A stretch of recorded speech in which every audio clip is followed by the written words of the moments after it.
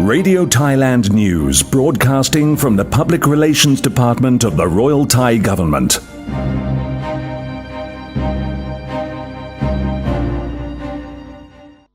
Business News. And now we have a live interview with Mr. Martin Crace, who's PATA CEO, and PATA is the Pacific Asia Travel Association, a not-for-profit membership association that has achieved international acclaim by acting as a catalyst for the responsible development of travel and tourism to, from, and within the Asia-Pacific region. Hello. Mr. Crace, are you on the line with us? Yes, I am. Good evening to you both. Thank you very much for joining us this evening. So, my pleasure. Could you just tell us briefly what does PATA do? That's a great question. It's been in operation for 62 years, incidentally. Started in 1951 in San Francisco and moved its operating headquarters to Bangkok in 1998. And what it does, as you just mentioned in your introduction, is a catalyst for the complete visitor economy. Anything to do with travel and tourism in the private or public sector, we help to build business. We help to join up the dots to make sure that the weakest link in the travel chain is sometimes exposed, commented on, and improved. So we are there ultimately to help the consumer of travel and tourism to get a better experience, whilst at the same time making sure our private enterprise members obviously run their businesses profitably, and that the governments recognize the essential need to support our industry sector because it creates jobs more cost effectively and quicker than any other industry sector in the world. And your members comprise of over 90 governments and also international airlines, education institutions, and also travel companies. Is that right? That's right. Large and small, micro and macro, from huge multinational brands like Visa down to so-called SMEs, small, medium-sized enterprises with perhaps only a handful of staff who want data and research prepared for them in a cost-effective way so that they can make their own smaller business decisions with the help of our data provision. So we do research, we do advocacy, and we do events. Those are the three pillars. And policing? Policing is a pretty strong word. Depends how you mean it. Mean by policing. We obviously have no regulatory rights ourselves. We do everything through the power of persuasion. And if we see, as I hinted at the beginning of my comments, a weak link in the travel chain that perhaps governments should improve on, then we would shine a light on it and respectfully ask them to adapt and improve regulations or perhaps prioritization of infrastructure decisions, or in the case of some misguided European governments, to stop taxing and harassing travel and tourism and recognize it as a first-class job-creating industry. So if PATA represents various countries, many countries indeed, why, if you say Bangkok has been ranked among the top cities to visit, how would other partner countries feel about this? Is it more prejudiced, do you reckon? Well, it's not our judgment. First, I should be clear. The most recognized recent award that Bangkok had was from TripAdvisor, which was a major achievement. And secondly, MasterCard estimated that Bangkok had more international visitors than any other city in the world, over 15 million. In fact, it beat London by 1%, according to MasterCard's estimates. And don't forget, they have a huge amount of data to build their estimates from. Right, okay. I want to pick your expertise on, tourism. For example, in Thailand here, we've the the number of tourists coming into Thailand would be the Chinese. Now, since China has revised their law on tourism, meaning that the regulations on outbound tourism, you would prohibit tour operators from arranging, cheap, unfair packages to Chinese tourists to various shops and enforce them to buy. Saying. Let me be clear on this. This is a very good example of China actually being responsible in an international context. Right. On the 1st of October, they published the so-called tourism law, which banned zero-cost tours, if you want to put it that way, which was so obviously a concoction for entrapping people when they came on trips to shop and spend money in places where, naturally, the agents and their associates made their money. So the Chinese government has banned that, and I fully support that. I fully support too. The NTA, China National Tourist Association, is one of our board members, Chairman Xiao, and he has been very rigorous in making sure this law was passed and will be respected. And that's good for Thailand, and I think in the long run it's very good for China's credibility in the rest of the world. For the group tours from Thailand going to China, it's the same. They repeat the same actions as well. Thai groups are taken into to buy snow cream and all that sort, and bear bile and all. It's the same. Arranged shopping, trips into to jewelry stores and things like that. So say, don't feel bad about it. This is human nature. It happens all around the world.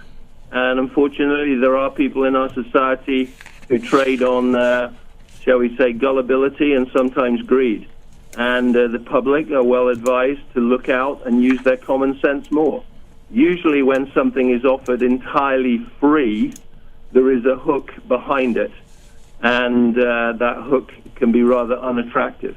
So PATA is certainly speaking out. We can't police it, but we can encourage governments to create more awareness, and in the case of China, actually create effectively a tourism law.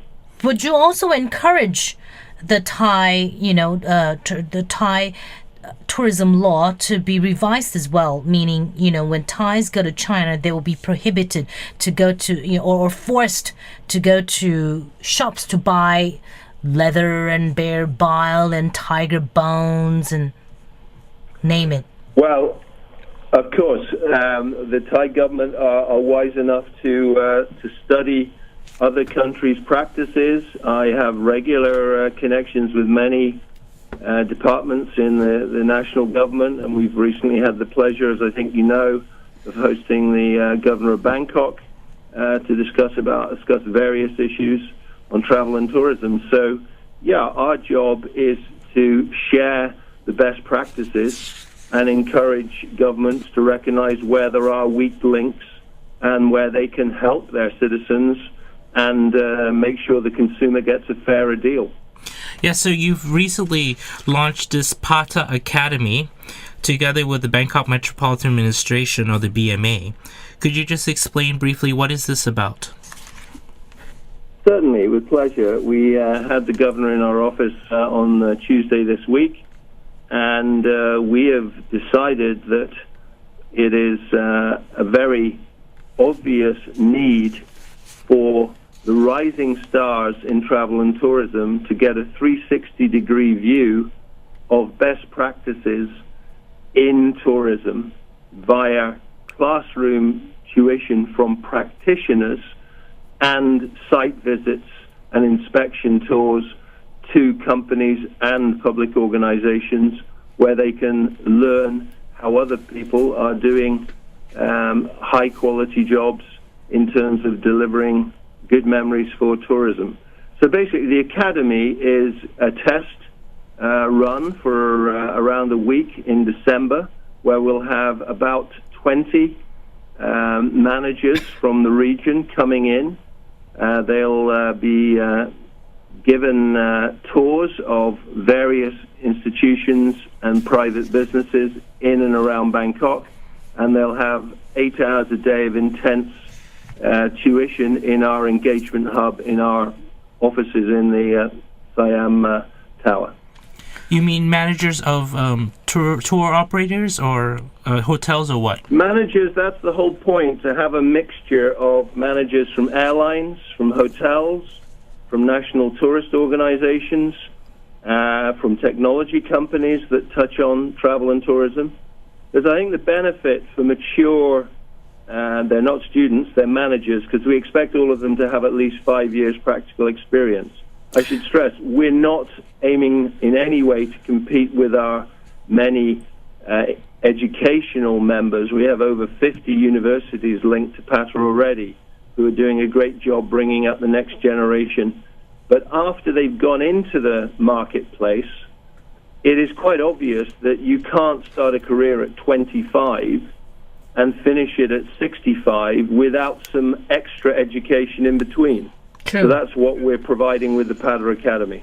Okay, Martin, Craig, how much credibility does PATA have in? For example, let's just talk about Thailand here. With the Tourism Authority of Thailand, or the Ministry of Tourism and Sports, or even the Mekong Tourism Academy. I would like to think we have a considerable amount of credibility, as evidenced by being invited by the Prime Minister to her think tank in Phuket last summer, by the Bangkok governor coming to our office, along with the senior management of TCEP and TAT.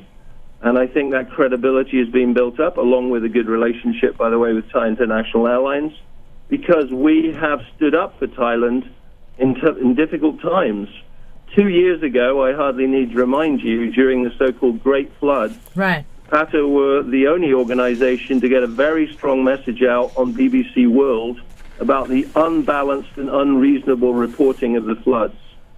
In that instance, no pure Thai organization would have been invited to comment because their comments would have been considered biased. PATA is non-partisan, does not represent any one country or any one company, but we are able to speak out strongly on behalf of the industry as a whole. So I think in answer to your question, our credibility has to be earned day by day, but I feel in recent times that has been recognized in Thailand. Good. Now, if we look at Bangkok as one of the top visiting cities in the world, why do you think is this the case? Why is Bangkok so appealing? And what can the city do to maintain its lead as a popular tourist destination? I think your listeners know better than I've only lived in Bangkok for 2 years. I have incidentally been visiting for nearly 30. So I have a sense of how Bangkok has evolved. But I think the delight of visiting Bangkok is in its diversity, in its genuine, warm welcome. It isn't a cliche to say a Thai smile is a special smile. It isn't a cliche to say that the cuisine in Thailand is universally respected and creates great interest. However, like every city, there's always room for improvement. And as you well know, there is plenty of room for improvement on infrastructure and traffic and many other things that I know the governor and other national politicians are putting time and effort and hopefully resources behind. Right. Also, Prime Minister Yingluck has always referred to AEC 2015, free visa, meaning going to the Mekong region. But it's a little bit tough, in our region here where, you have illegal migration, drug trafficking, and if you get visa free from people coming from Cambodia, Burma to Thailand or vice versa, visa free also can lead to setbacks, isn't it? Well, it depends whether you're a glass half full or half empty type of person. With technology these days, with biometrics, the good thing is that even though the visas might be seemingly given out more easily, the bad guys can be tracked more closely. So it doesn't mean people are going to pass through borders with no record whatsoever. It just means the path will be smoother and simpler and quicker. And the bad guys should be able to be tracked quicker if you employ a common technology base so that you can quickly identify the type of people you've just mentioned. Right. We've got 100 questions to ask. I want to ask you the final and the most exciting question of all questions, which is, how do you see PATA stand in Okay, let's say because Bangkok plays a very important role in Asia Pacific because geographically speaking, we're conveniently sitting in the middle of the ASEAN region. How do you see PATA's role in 5 years to come? I see it as a very exciting one, and we are, as you said, a catalyst for positive change. We are there to help our friends around the travel and tourism industry. For travel and tourism and Bangkok to stand proud and say how many jobs they create, how much good for society they do. We know there are downsides as well, and you can't basically run any business on a cross-border basis without some people trying to get an advantage or even do something illegal. So we can't pretend that tourism is a perfect medicine, but it is a great and very positive societal influence, and therefore we will do everything we can to share best practices, particularly on sustainability, which we're being asked to do more and more. We just got a grant from the German government for $100,000 to build up that. But it's an exciting question, and I know we're short of time, and I could go on for many minutes answering it, and I hope we get the chance to talk again. But I'll give you one final uplifting point. If there are any young people listening to this program who are somewhat more motivated about coming into travel and tourism, drop me a line, because we have internships. If they have a language skill, in addition to Thai and English, we're very interested to talk to them. We'll put it on. We'll put it online. Martin@pata.org. So any talented young people who'd like some work experience and they have a special language skill, we're interested to talk to them. Is that a positive note to that finish on? Your message will be conveyed upon, we've got about just Bangkok alone, we've got 700,000 listeners, so we will put it on. I'm not sure I can answer that many emails, but we'll certainly look at a few dozen if they're good CVs. So I really appreciate you giving me the time to talk about this. It's an exciting opportunity. I'm really enjoying working with a good team in Bangkok, and also the chance to deal with positive media guys like you. Thank you. Thank you very much. It's been a pleasure to have you on board here with us to talk about tourism on the negative and the positive side. Thank you. Actually, I know you, but I don't know. You probably cannot remember who I am. I show you my face, and now you're embarrassing me. My wife might be listening. If I say on air that I know a very attractive Thai girl, all the time at press conferences. Trouble, right? Anyway, when you see me, you'll know who I am. I look forward to that. Thank you very much. You. And that was... Good night, everybody. Good night. Good evening. And that was PATA CEO, Mr. Martin Craigs. And those were our stories for tonight, Sunday, October 20th, 2013. We'll be right back after this short break.